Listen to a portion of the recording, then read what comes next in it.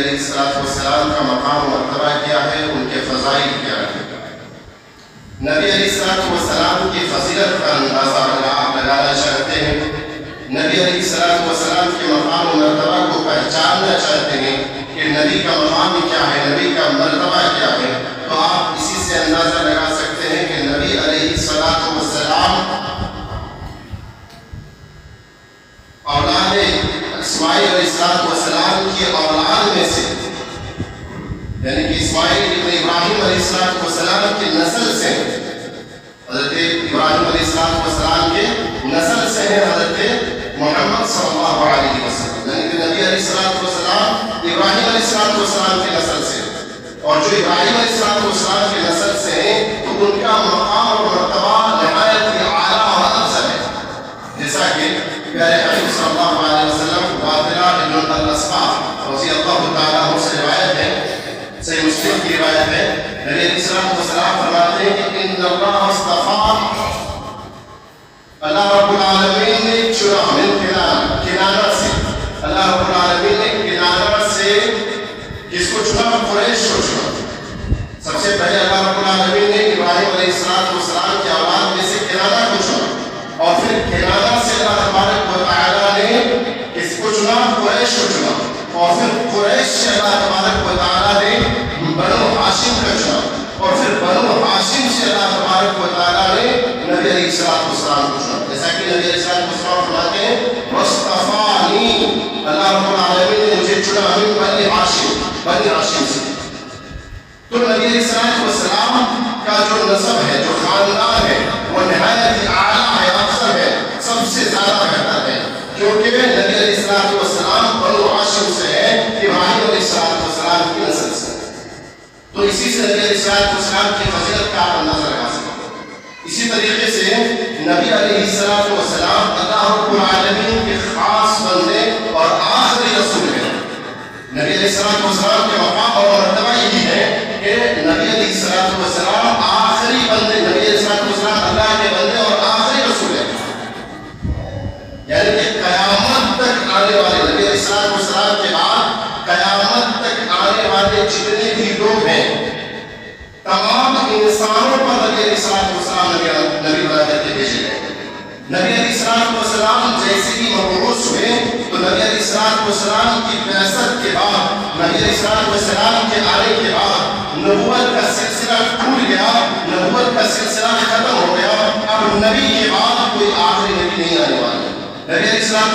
کے بعد کوئی اور نبی نہیں آئے گی،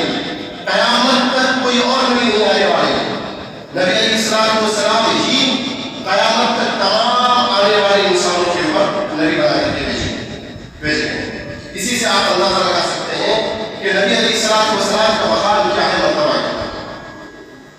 نبی علیہ السلام کی فضیلت کا اندازہ آپ اس بات پر بھی لگا سکتے ہیں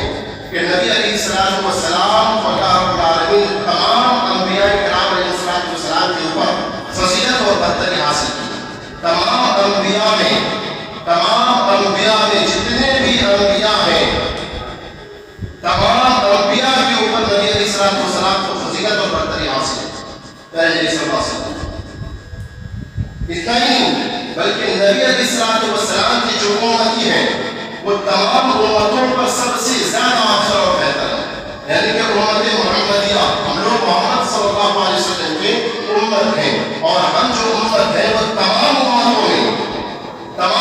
میں موسیٰ علیہ السلام کی قوم بھی گزرے، عیسیٰ علیہ السلام کی قوم بھی گزرے، ابراہیم علیہ السلام کی قوم بھی گزرے، اور دیگر جتنے بھی انبیاء آئے، جتنے بھی نبی آئے، تمام قوموں پر نبی علیہ السلام کی امت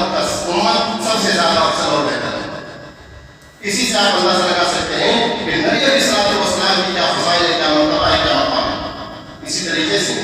ہم اور آپ اگر جاننا چاہتے ہیں کہ نبی علیہ السلام کا مقام اور مرتبہ کیا ہے، نبی علیہ السلام کے دیگر فضائل کیا ہے، تو اس کا اندازہ آپ اس بات سے لگا سکتے ہیں کہ اللہ تبارک و تعالیٰ نے نبی علیہ السلام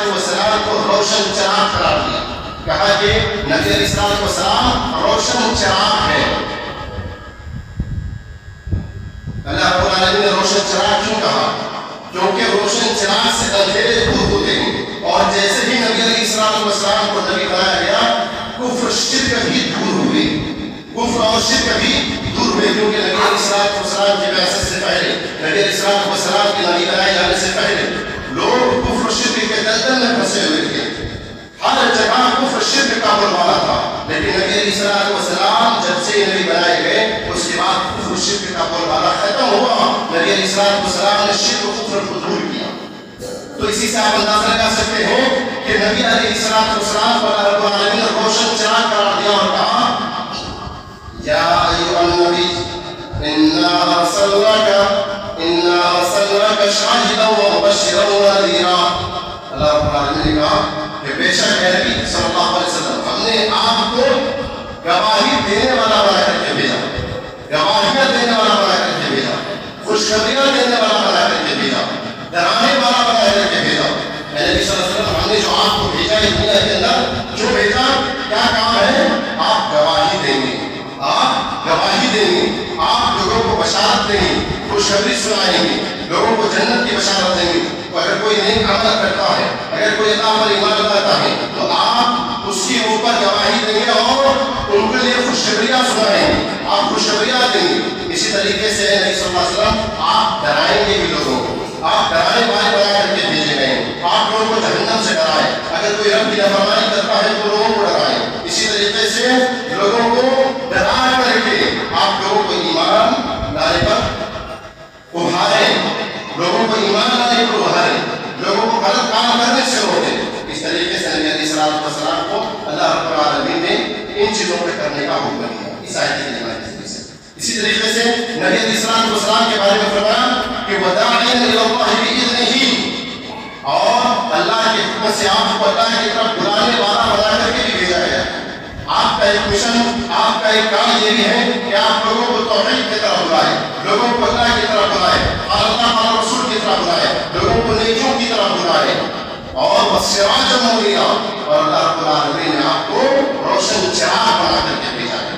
کیوں؟ کیونکہ آپ کے ذریعے سے ہی کفر شرک دور ہو سکتا ہے. آپ لوگوں کو دعوت دیں گے، آپ لوگوں کو توحید کی دعوت دیں گے، آٹومیٹک لوگ شرک سے دور ہوں گے. آپ لوگوں کو برائیوں کے بارے میں بتائیں گے، آپ لوگوں کو شرک و بدعات کے بارے میں بتائیں گے. ظاہر سی بات ہے لوگ ان شرک اور بدعات کو چھوڑیں گے اور لوگ توحید کی طرف گامزن ہوں گے، لوگ اللہ کی طرف آئیں گے، ایک کلمہ کی طرف آئیں گے، لا الہ الا اللہ کا اقرار کریں گے. اس طریقے سے کفر شرک دور ہوں گے. تو نبی علیہ السلام کو اللہ رب العالمین نے جو بھیجا کفر شرک کو مٹانے کے لیے، کفر شرک کو دور کرنے کے لیے، توحید کو عام کرنے کے لیے، اور اس کے ذریعے سے کفر شرک دور ہو جائے. اسی لیے اللہ رب العالمین نے نبی علیہ السلام کو سراجا منیرا کہا کہ آپ روشن چراغ ہیں، آپ کو روشن چراغ بنا کر کے بھیجا گیا ہے.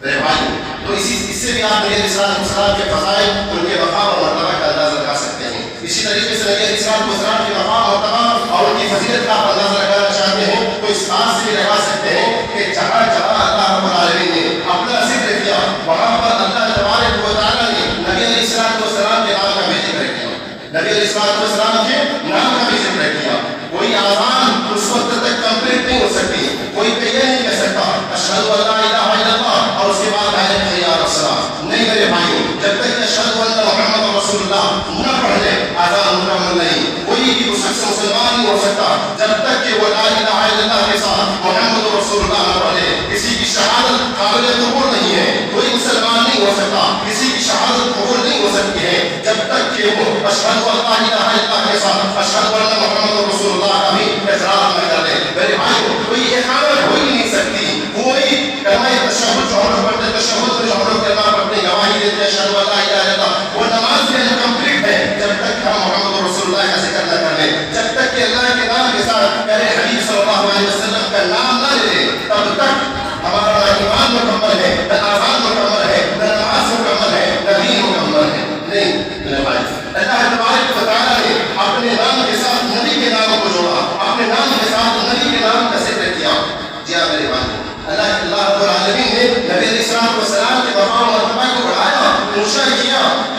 کفار مشرکین، آپ نے سورہ کوثر پڑھا ہوگا، اللہ تبارک و تعالیٰ قرآن مجید کے اندر سورہ کوثر کا ارشاد فرماتا ہے ان شانئک هو الابتر. کیا کہا اللہ رب العالمین نے؟ ان شانئک هو الابتر. بتایا آپ لوگوں کو مشرکین مکہ جو تھے، جو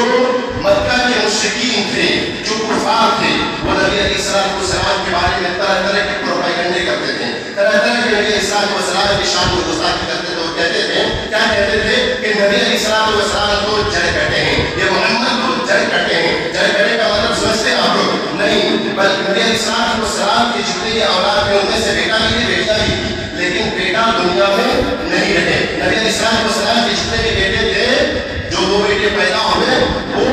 انتقال کر گئے. تو اب کفار مشرکین کو باتیں بنانے کا موقع مل گیا اور کہنے لگا کہ اب تو نبی کی اس مشن کو آگے بڑھانے والا کوئی نہیں ہے، نبی محمد کے ان کی اس مشن کو آگے بڑھانے والا کوئی نہیں ہے. جیسے ہی ان کا انتقال ہوا، ان کی موت ہوئی، بس باتیں ختم. اب اس کے بعد ان کا چرچا کرنے والا، ان کا ذکر کرنے والا، ان کا نام لینے والا کوئی نہیں ہوگا. رب العالمین نے فوراً آیت کریمہ اتاری، فرمایا وَرَفَعْنَا لَكَ ذِكْرَكَ، اے نبی ہم نے آپ کے مقام کو، آپ کے ذکر کو اتنا بلند کیا ہے کہ قیامت کی صبح تک جب تک میرا نام لیا جاتا رہے گا اس وقت تک تیرا نام لیا جاتا رہے گا. اے نبی جب تک میرے نام کا ذکر ہوگا تب تک تیرے بھی نام کا ذکر ہوگا. اور صحیح بات ہے، اللہ رب العالمین نے نبی علیہ السلام کے مقام و مرتبہ کو اتنا اونچا کیا، اتنا بلند کیا کہ جب جب اللہ کا ذکر ہوتا ہے نبی علیہ السلام کا بھی ذکر ہوتا ہے. جب جب اللہ کا نام لیا جاتا ہے جناب محمد رسول اللہ صلی اللہ علیہ وسلم کا بھی نام لیا جاتا ہے. تو آپ اسی سے اندازہ لگا سکتے ہیں کہ نبی علیہ السلام کا مقام کیا ہے، نبی علیہ السلام کا مرتبہ کیا ہے، نبی علیہ السلام کے فضائل کیا ہے. میرے بھائیوں، اس کے علاوہ نبی علیہ السلام کی سی بہت ساری خصوصیات آتی ہیں اور نبی علیہ السلام کے معجزات کے بارے میں بھی مجھے گفتگو کرنی ہے کہ نبی علیہ السلام کے اوپر اللہ رب العالمین نے ان کے مقام مرتبہ کو اتنا اونچا کیا کہ بہت سارے معجزات سے بھی اللہ رب العالمین نے نوازا. بہت سارے انبیاء کو اللہ رب العالمین نے معجزے عطا کیے. موسیٰ علیہ السلام کو معجزے عطا کیے، سلیمان علیہ السلام کو معجزے عطا کیے، ابراہیم علیہ السلام کو معجزے عطا کیے. دنیا میں بہت سے انبیاء ہیں اور الگ الگ طریقے سے اللہ رب العالمین نے معجزے عطا کیے. اور اسی کے ساتھ ساتھ جب پیارے حبیب صلی اللہ علیہ وسلم دنیا میں آئے اور جب نبی بنائے گئے تو نبی علیہ السلام کو بھی اللہ رب العالمین نے بہت سے معجزات عطا کیے. ان معجزات میں سب سے اہم معجزہ، سب سے بڑا معجزہ اگر کوئی ہے وہ قرآن مقدس ہے، قرآن مجید ہے. کہ ہمارے بھائیوں، کیونکہ نبی علیہ السلام امی تھے، پڑھنا لکھنا نہیں جانتے تھے. نبی علیہ السلام نہ لکھنا جانتے تھے نہ پڑھنا جانتے تھے. 40 سال تک نہ پڑھے نہ لکھے. کوئی بھی شخص عالم دین نہیں کہہ سکتا کہ نبی علیہ السلام 40 سال کی عمر تک کوئی پڑھا لکھا نہیں ہے. اچانک 40 سال کے بعد نبی علیہ السلام کفار و مشرکین کے سامنے، لوگوں کے سامنے تلاوت کرتے ہیں کہ قرآن بسم ربک الذی خلق الانسان من علق. 40 سال کے بعد اللہ کے نبی صلی اللہ علیہ وسلم تلاوت کرتے ہیں اور تین وزیدین 40 سال کے بعد تلاوت کرتے ہیں الف لام میم ذالک الکتاب لا ریب فیہ. میرے بھائیوں، دیگر آیتوں کی تلاوت کرتے ہیں. جب تلاوت کرتے ہیں نبی علیہ السلام جب یہ لوگوں کے سامنے ایسا کلام پیش کرتے ہیں، ایسی آیتیں پیش کرتے ہیں تو وہاں کے لوگ بڑے بڑے شعراء کے، بڑے بڑے علماء کے، بڑے بڑے فصحاء کے، بڑے بڑے لوگ، بڑے بڑے ماہرین عرب کے سب کے سب احساس کرنے لگے، تعجب کرنے لگے، تعجب سے حیرت انگیز سے دیکھنے لگے کہ آخر محمد ایسا کلام کیسے پیش کر سکتا ہے. وہ نہ وہ پڑھا لکھا ہے، نہ وہ کچھ پڑھنے کی بات، نہ عبادت جانتے ہیں، نہ توحید جانتے ہیں، نہ انجیل پڑھنا جانتے ہیں. اور ایسے عبادتیں، ایسے کلام آخر ان کی زبان سے کیسے نکلتی ہیں. لوگوں نے تعجب کا اظہار کیا، کہا کہ ہرگز یہ کسی انسان کا کلام نہیں ہو سکتا ہے. لوگوں نے بھی اس بات کا اقرار کیا کہ یہ کسی انسان کا کلام نہیں ہو سکتا ہے، کسی انسان کا کلام نہیں ہو سکتا ہے. میرے بھائیوں، جب کسی انسان کا کلام نہیں ہو سکتا ہے تو ظاہر سی بات ہے کہ رب کا کلام ہو سکتا ہے. لیکن پروپیگنڈے بنانے کے لیے، باتوں کو پتنگ بنانے کے لیے لوگ اس پر ایمان نہیں لائیں گے. اس کے لیے ان لوگوں نے کیا کیا؟ ان لوگوں نے جھوٹا دعویٰ کیا، چھوٹی باتیں پھیلانے لگے. کہنے لگے محمد تو اپنی طرف سے گڑھ کر کے باتیں کر رہے ہیں، محمد تو اپنی طرف سے گڑھ کر کے کہہ رہے ہیں. میرے بھائیوں، جبکہ ہرگز ایسا کلام کوئی گڑھ کر کے نہیں کہہ سکتا ہے، کوئی بنا کر کے نہیں پیش کر سکتا ہے. جب ان لوگوں نے ایسا کیا، جب ان لوگوں نے دیکھا کہ آپ محمد صلی اللہ علیہ وسلم ایسی باتیں کر رہے ہیں، ایسے کلام لا رہے ہیں، تو آپ ہمیں کیا کرنا چاہیے؟ تو جھوٹی افواہیں پھیلانے لگے کہ محمد اپنی طرف سے کہہ رہے ہیں. جب یہ بات آئی کہ محمد اپنی طرف سے کہہ رہے ہیں تو رب نے بھی چیلنج کر دیا. رب نے بھی کہا قل لئن اجتمعت الجن والانس، دنیا کے جتنے بھی انسان ہیں، جتنے بھی جن ہیں، تمام انسان کو اکٹھا کر لو. الا یاتون بمثل هذا القرآن. اور نبی علیہ السلام سے کہا کہ اے نبی صلی اللہ علیہ وسلم ان لوگوں کو کہو کہ تم تمام جن بھی اور تمام انسان بھی سب کے سب مل جاؤ، سب کے سب اکٹھا ہو جاؤ اور اس جیسی ایک کتاب لانا چاہو۔ تو لایا تو اس جیسی ایک کتاب تم نہیں لا سکتے۔ ولو كان بعضهم لبعض ظهيرا، اگر تم ایک دوسرے کے مددگار بھی ہو جاؤ تب بھی اس جیسی ایک کتاب نہیں لا سکتے۔ بس سمجھ میں آئی؟ اللہ رب العالمین نے دعوت چھوڑ دیا، رب العالمین نے چیلنج کر دیا کہ دنیا کے تمام انسان، تمام جن وہ ایک دوسرے کے مددگار بھی ہو جائے، ایک دوسرے کے معاون بھی ہو جائے، تب بھی اس جیسی ایک کتاب نہیں لا سکتے، اس جیسا قرآن نہیں لا سکتے۔ تو قرآن مقدس کو جو نبی علیہ السلام کے اوپر نازل کیا تو یہ نبی علیہ السلام کے لیے سب سے بڑا معجزہ، سب سے بڑا معجزہ۔ نبی علیہ السلام کے معجزات میں ایک معجزہ یہ بھی آتا ہے، راکی حدیث بیان کرتے ہیں، ایک صحابی کہتے ہیں کہ ہم سب نبی علیہ السلام کے سامنے موجود تھے، نبی علیہ السلام کے سامنے بیٹھے ہوئے تھے،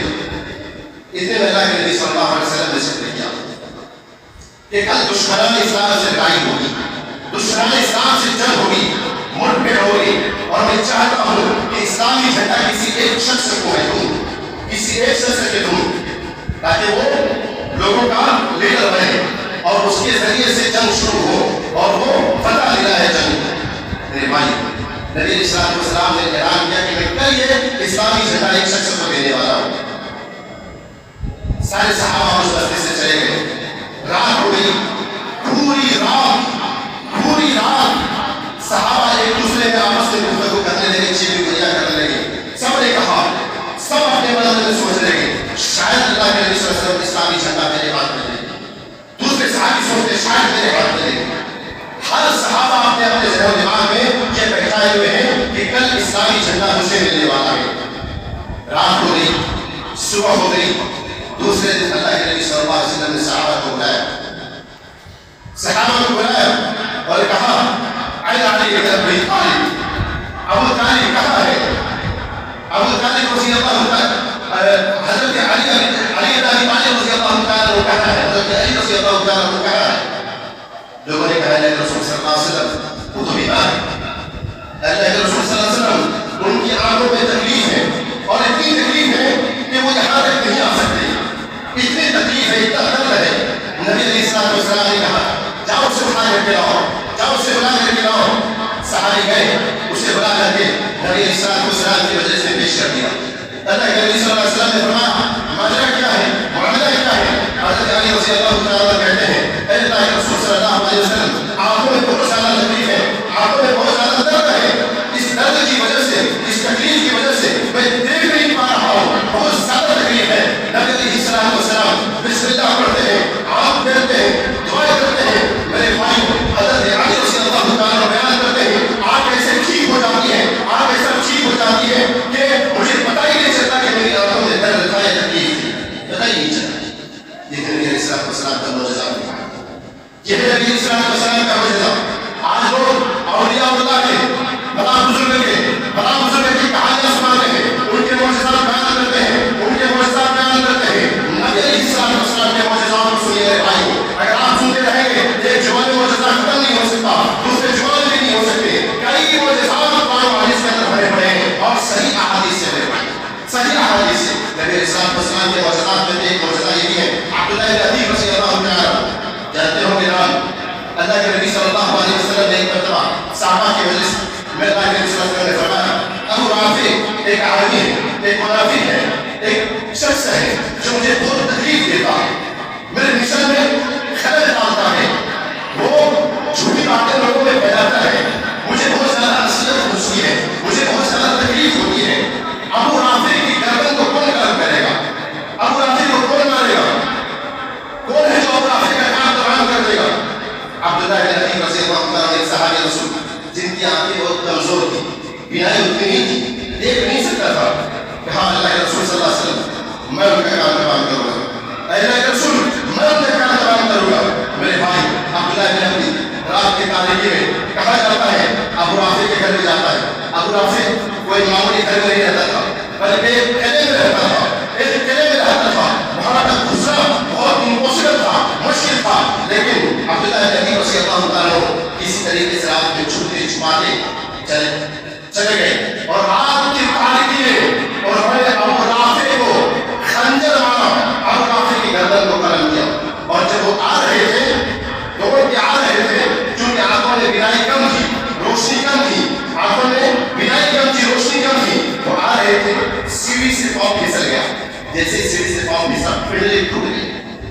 عبداللہ بن عتیق رضی اللہ عنہ کی پنڈلی ٹوٹ گئی۔ آپ کے ساتھ اور بھی صحابہ تھے، باہر میں تھے، قلعے کے باہر، ان لوگوں نے اشارہ کیا ابو رافع کو، کیا ہوا جلدی سے آؤ، عبداللہ بن عتیق کو کیا ہوا جلدی سے آؤ، تو عبداللہ بن عتیق رضی اللہ عنہ نے کہا کہ میری پنڈلی ٹوٹ چکی ہے، میرے پیر ٹوٹ چکے، میں کیسے جاؤں؟ پھر ان کو کسی طریقے سے کہا کہ آپ نکلو یہاں سے، پھر کسی طریقے سے وہ یہاں سے نکلے، صحابہ اس کو اٹھائے اور اٹھا کر کے اللہ کے نبی کے پاس لے کر کے آ گئے کہ اللہ کے رسول صلی اللہ علیہ وسلم میری پنڈلی ٹوٹ چکی ہے، میرے پیر ٹوٹ چکے ہیں، کہا کہ ان کا کام تمام ہوا، کہا اللہ کے رسول صلی اللہ علیہ وسلم ان کی نظر کو لگ کر دیا، ان کا کام تمام ہو گیا ہے لیکن میرے پیر ٹوٹ گئے ہیں، اللہ کے نبی صلی اللہ علیہ وسلم نے فرمایا پاؤں پھیلاؤ، پاؤں پھیلاؤ، کہ اللہ کے رسول میرے اندر اتنی سکت نہیں ہے، میرے اندر اتنی طاقت نہیں ہے کہ میں اپنے پاؤں کو پھیلاؤں، اللہ کے نبی صلی اللہ علیہ وسلم نے پھیلاؤ، پھیلایا جاتا ہے، اللہ کے نبی صلی اللہ علیہ وسلم بسم اللہ پڑھ کر کے ہاتھ پھیل دیتے ہیں، ہاتھ پھیل دیتے ہیں۔ عبداللہ بن عتیق رضی اللہ عنہ کہتے ہیں مجھے زندگی بھر یہ احساس نہیں ہوا کہ میرے کون سی پنڈلی ٹوٹی تھی، کون سے پیر ٹوٹے تھے، مجھے زندگی بھر یہ احساس نہیں ہوا، مجھے پتہ ہی نہیں چل رہا ہے کہ کون سی پنڈلی میری ٹوٹی تھی۔ نبی علیہ السلام کا یہ معجزہ ہے کہ اللہ کے نبی صلی اللہ علیہ وسلم ہاتھ بھی پھیل دیتے تو ان کی آنکھیں بھی ٹھیک ہو جاتی، ان کے پیر بھی ٹھیک ہو جاتے، ان کی پنڈلی بھی ٹھیک ہو جاتی۔ یہ نبی علیہ السلام آج جانا چاہتے ہیں نبی علیہ السلام کے معجزہ کو تو صحیح بخاری کو حدیث اٹھا لیجیے، عصر کا وقت ہے، صحابہ وضو کے لیے انتظار میں ہے، پانی نہیں ہمارے پاس، صحابہ کرام پانی کے انتظار میں، ہمارے پاس پانی نہیں ہے، عصر کا وقت ہو چکا ہے۔ نبی علیہ السلام نے کہا کہ اگر کسی کے پاس بچا ہوا پانی ہے تو وہ لے کر کے آ جائے، وہ بچا ہوا پانی لے کر کے اللہ کے نبی کے پاس آتے، اللہ کے نبی صلی اللہ علیہ وسلم اس بچے ہوئے پانی کو اپنے چہرے پر مارتے اور اپنے ہاتھ کو اس برتن میں ڈبوتے، اپنے ہاتھ کو اس برتن میں رکھتے۔ راوی حدیث صحابہ رسول بیان کرتے ہیں کہ نبی علیہ السلام کے انگلیوں کے درمیان سے میں نے دیکھا، ابھی حدیث کہتے ہیں میں نے دیکھا کہ انگلیوں کے درمیان سے چشمے پھوٹ رہے تھے، چشمے بہہ رہے تھے، پانی کے چشمے بہہ رہے تھے، اور اس طریقے سے وہ برتن بھر گیا۔ اللہ کے نبی صلی اللہ علیہ وسلم اپنے ہاتھ کو اس برتن میں رکھے ہوئے ہیں، صحابہ پانی لے رہے ہیں، صحابہ وضو کر رہے ہیں، صحابہ پانی پی رہے ہیں، اور اس طریقے سے 300 صحابہ نے 300 صحابہ وضو بھی فرماتے ہیں اور پانی پیتے ہیں، بھرپور پانی پیتے ہیں، پورا سیلاب ہو جاتا ہے۔ یہ ہے نبی علیہ السلام کا معجزہ۔ نبی علیہ السلام کے معجزات میں ایک معجزہ یہ آتا ہے، ایک شخص اللہ کے نبی صلی اللہ علیہ وسلم کی خدمت میں حاضر ہوتے ہیں، کہتے ہیں اللہ کے رسول صلی اللہ علیہ وسلم میں بہت بھوکا ہوں، میرے پاس کھانے کو کچھ بھی نہیں ہے، اللہ کے رسول کچھ کھانے کو دے دیجیے۔ اللہ کے نبی صلی اللہ علیہ وسلم ایک کٹورے میں، ایک جگہ میں اللہ کے نبی صلی اللہ علیہ وسلم ایک چیز میں، ایک کٹورے میں آٹا دے دیتے ہیں، کیا دیتے ہیں؟ آٹا دیتے ہیں۔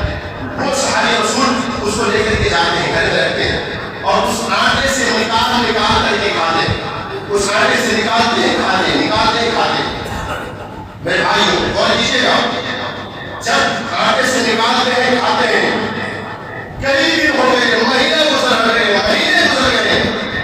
کئی مہینے گزر گئے، آٹا ختم نہیں ہو رہا۔ کیا بات ہے، اللہ کے نبی صلی اللہ علیہ وسلم کتنا آٹا دیے، ان کو نکالا اور اس کو توڑ دیا، اس کو بدل دیا، جیسے ہی تھوڑا دوسرے ٹائم میں ختم ہو گیا، آٹا نکالا ختم۔ اب اللہ کے نبی کے پاس دوڑتے آئے، بھاگتے آئے، اللہ کے رسول صلی اللہ علیہ وسلم آپ نے جو آٹا دیا تھا وہ ختم ہو گیا، اب ہمارے پاس کچھ بھی نہیں ہے۔ اللہ کے نبی صلی اللہ علیہ وسلم نے فرمایا کیا تم نے اس کو توڑا تھا، وزن کیا تھا؟ کہا ہاں اللہ کے رسول نے وزن کیا، اور جیسے ہی وزن کیا دوسرے ٹائم میں میرا آٹا ختم ہو گیا۔ اللہ کے رسول صلی اللہ علیہ وسلم نے فرمایا اگر تم اس آٹے کو نہ توڑتے، اگر تم اس آٹے کو وزن نہ کرتے، اس کو نہ ناپتے، تو جب تک تم باحیات ہوتے تم پوری زندگی اس آٹے سے کھاتے رہتے۔ یہ ہے نبی علیہ السلام کا معجزہ، یہ ہے نبی علیہ السلام کا معجزہ۔ اولیاء اللہ،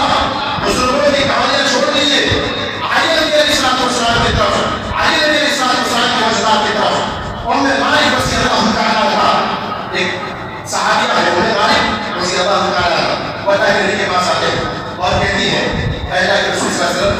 یہ گھی کے ایک کٹوری گھی کی کٹوری اللہ کے رسول صلی اللہ علیہ وسلم یہ آپ تلاوت فرمائیں یہ آپ رکھ لیجیے اللہ کے نبی صلی اللہ علیہ وسلم نے اسے اپنے ہاتھ میں لیا اس کے بعد برکت کی دعا پڑھی اور تم نے مالک رضی اللہ تعالیٰ عنہ وہ کٹوری واپس کر کہا کہ اس کٹوری کو آپ واپس لے جائیں تم نے مالک رضی اللہ تعالیٰ عنہ اس کٹوری کو واپس لے گئی اور رکھ دیا اور ہر دن صبح شام جب بھی وہ کوئی روٹی بناتی کوئی کچھ چیزیں بناتی اس گھی کو لیتی اور کھاتی اس کا سے کہتی ہوں میں مالک رضی اللہ تعالیٰ کہ مہینے گزر گئے کئی مہینے گزر گئے وہ گھی ختم ہی نہیں ہوا وہ گھی ختم نہیں ہوتی ہے اب انہیں مالک رضی اللہ تعالیٰ نے کیا کرتی ہے اس گھی کو نچوڑ لیتی ہے جیسے اس کو نچوڑ کے ہاتھ میں اس طرح سے پوچھ دیتی ہے گھی ختم ہو جاتا گھی ختم اب اللہ کے نبی کے پاس آتی ہے اللہ کے رسول صلی اللہ علیہ وسلم اس گھی سے میں صبح شام ناشتہ کیا کرتی تھی اور گھر میں بھی لوگ جو تھے ہماری اولاد وہ بھی ناشتہ کیا کرتے تھے لیکن جیسے ہی میں نے اس کو نچوڑا اللہ کے رسول صلی اللہ علیہ وسلم گھی ختم ہو گیا نبی علیہ السلام نے فرمایا کہا کہ اگر تم اس گھی کو نہ نچوڑتی تو اپنی پوری زندگی تمہارے گھر میں جتنے بھی افراد تھے جتنے بھی لوگ تھے سب کے سب اس گھی سے ناشتہ سبحان اللہ یہ ہے نبی علیہ السلام میرے بھائیو وقتوں پر آئی دعا کے اور بھی بتا دوں میرے بھائی حضرت جابر رضی اللہ تعالیٰ حضرت جابر رضی اللہ تعالیٰ غزوہ خندق کے موقع پر دیکھا اللہ کے نبی صلی اللہ علیہ وسلم کے چہرے میں بھوک کے آثار کو دیکھا اللہ کے نبی صلی اللہ علیہ وسلم کے چہرے میں بھوک کے آثار کو اللہ کے نبی صلی اللہ علیہ وسلم بھوکے گھر سے چپکے سے حضرت جابر جاتے اللہ کے نبی کے پاس کہتے ہیں اللہ کے رسول آپ کا چہرہ بھوک سے پہچانا جا رہا ہے اللہ کے رسول آج آپ ہمارے گھر میں کھانا کھا رہے اللہ کے نبی صلی اللہ علیہ وسلم نے فرمایا ایسی بات نہیں کہا اللہ کے نبی صلی اللہ علیہ وسلم مسکرائے کھڑے ہو گئے غزوہ خندق میں 1000 کی تعداد میں صحابہ تھے اللہ کے رسول صلی اللہ علیہ وسلم نے تمام صحابہ سے کہا اے میرے صحابہ تمام لوگوں کو حضرت جابر دعوت دے رہے ہیں جابر رضی اللہ تعالیٰ پریشان میں نے اللہ کے نبی کو کہا اللہ کے نبی 1000 کی تعداد میں لوگوں کو بلانے کیا حال ہوگا اللہ کے نبی صلی اللہ علیہ وسلم فرماتے ہیں کہ جاؤ گھر میں جا کر کے اپنی اہلیہ کو اپنی بیوی کو بتا دو جابر حاضر لے کر آتے ہیں اللہ کے نبی صلی اللہ علیہ وسلم کے فرمان پر آتے ہیں اپنی بیوی سے پوچھتے ہیں کھانے کتنا کھانا ہے کتنے سالن ہے کہا ایک آدمی کے برابر سالن ہے ایک آدمی کے برابر روٹی ایک آدمی کے برابر آٹا بھاگتے ہوئے اللہ کے نبی کے پاس آتے ہیں کہتے ہیں اللہ کے رسول صرف ایک ہی آدمی کے لیے کھانا ہے ہمارے پاس اللہ کے نبی کہتے ہیں کہ جابر جاؤ اور اپنی بیوی سے کہو کہ وہ کسی روٹی بنانے والی کو بلا لے کسی روٹی پکانے والی کو بلا لے کہتے ہیں اللہ کے رسول ہمارا تو تھوڑا ہی ہے وہ تو ہماری بیوی بنا لے گی ہماری اہلیہ بنا لے گی کہا جاؤ جا کر کے آٹا ایک روٹی بنانے والی کو بنا کر کے لاؤ حضرت جابر رضی اللہ تعالیٰ جاتے ہیں اپنی بیوی سے کہتے ہیں کہ ایک آٹا ایک روٹی بنانے والی کو بلا کے اللہ کے نبی ہزاروں کی تعداد میں صحابہ کو لے کر کے حاضر ہو جاتے اللہ کے نبی صلی اللہ علیہ وسلم اس کھانے پر برکت کی دعا کرتے ہیں اس آٹے پر اس سالن پر نبی علیہ السلام برکت کی دعا کرتے ہیں اور پھر اسے روٹیاں پکانے کے لیے کہتے ہیں اور وہ روٹیاں بناتی جا رہی ہے صحابہ کھاتے جا رہے ہیں میرے بھائیوں تمام صحابہ پیٹ بھر کر کے کھا لیے حضرت جابر رضی اللہ تعالیٰ کہتے ہیں ابھی کھانا جیسا تھا ویسے ہی ہے روٹی جتنی تھی آٹا جتنا تھا ویسے ہی ہے اور سالن بھی ویسے ہی ہے صحابہ پیٹ بھر کے کھا لیے یہ ہے نبی صلی اللہ علیہ وسلم کا بات یہی حدیث جابر رضی اللہ تعالیٰ کا ایک معاملہ پیش آتا ہے ان کے باپ کے اوپر بہت زیادہ قرض ہے بہت زیادہ قرض ہے وہ قرض کی وجہ سے پریشان ہے لوگوں کو دباؤ دے رہے ہیں کہ آپ کے باپ کا قرض آپ کو دینا پڑے گا جابر رضی اللہ تعالیٰ اللہ کے نبی کے پاس آتے ہیں کہتے ہیں اللہ کے رسول میرے باپ تو دنیا سے گزر گئے لیکن انہوں نے قرضہ خود لے کر کے رکھا ہوا ہے لوگ مجھے دباؤ دے رہے ہیں لوگ مجھے بار بار ٹارچر کر رہے ہیں اللہ کے رسول چلو آپ کے بعد ان کا کھجور کا ایک چھوٹا سا باغ تھا، ایک باغیچہ تھا. نبی علیہ السلام جانے کو لے کر کے باغ میں پہنچتے ہیں، چکر لگاتے ہیں، تھوڑا سا کھجور ہوتا ہے، اس کھجور کے ڈھیرے کے اوپر نبی علیہ السلام بیٹھ جاتے ہیں اور کہتے ہیں جابر جتنے بھی قرض والے ہیں تمام قرض والے کو بلاؤ اور اس کھجور کے ڈھیر سے دے جاؤ. جابر رضی اللہ عنہ کہتے ہیں اللہ کے رسول کھجور کا ڈھیر تھوڑا ہی ہے، قرض والے بہت زیادہ ہیں، قرض والے بہت زیادہ ہیں، یہ تو میں کافی ہوگا. اللہ کے نبی کہتے ہیں جابر بلاؤ. حضرت جابر رضی اللہ عنہ تمام قرض والے کو بلاتے ہیں. اللہ کے نبی فرماتے ہیں جن کو جتنا لینا ہے جتنا پاتے ہیں آپ سب دیتے جاؤ. لیے چلتے ہیں میرے بھائی جابر رضی اللہ عنہ فرماتے ہیں تمام قرض والے ختم ہو گئے، کھجور کا ڈھیر جیسا تھا ویسا ہی. یہ ہے نبی علیہ السلام. آپ جاننا چاہتے ہیں نبی علیہ السلام کی وجہ سے ایک آخری بات بتا کے میں اپنی بات ختم کر دوں. یہ لاؤڈ اسپیکر دیکھ رہے ہیں آپ، لاؤڈ اسپیکر ابھی آواز اگر لاؤڈ اسپیکر نہ ہو تو ہم اوپر نہیں جا پہنچا سکتے. وہ سامنے والے دیوار میں بیٹھے ہیں ان تک بھی آواز نہیں پہنچے گی، ان تک بھی آواز نہیں پہنچے گی. لیکن اللہ کے نبی صلی اللہ علیہ وسلم حجۃ الوداع کے موقع پر مسجد میں تشریف فرما ہے، مسجد میں تشریف فرما ہے.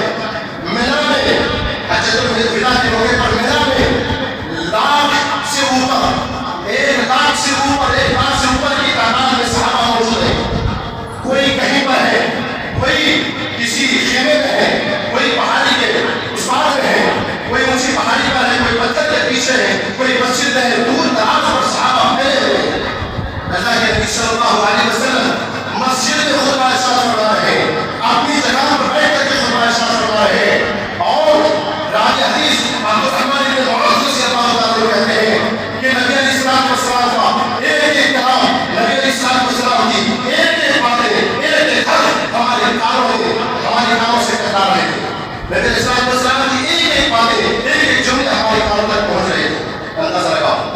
نبی علیہ السلام کے زمانے میں کوئی لاؤڈ اسپیکر نہیں، کوئی مائک نہیں. اللہ کے نبی لاکھوں کی تعداد میں آپ خطبہ ارشاد فرما رہے ہیں. ہر ایک کے کان میں آواز پہنچ جانا یہ کوئی معمولی معجزہ نہیں ہے بھائی، یہ کوئی معمولی بات نہیں ہے. ہم آپ اپنی آواز کو اس چہار دیوار سے باہر بھی پہنچا سکتے ہیں اور نبی علیہ السلام اپنے خطبے کو 1 لاکھ سے اوپر کی تعداد میں پہنچا رہے ہیں، اپنے کلام کو 1 لاکھ کی تعداد سے اوپر پہنچا رہے ہیں. اس سے آپ اندازہ لگا سکتے ہیں کہ نبی علیہ السلام کے معجزات کیسے ہیں، نبی علیہ السلام کے معجزہ کیسا تھا. اس کے علاوہ اور بھی دیگر معجزات ہیں لیکن وقت کافی ہے، میں نے وقت لے لیا.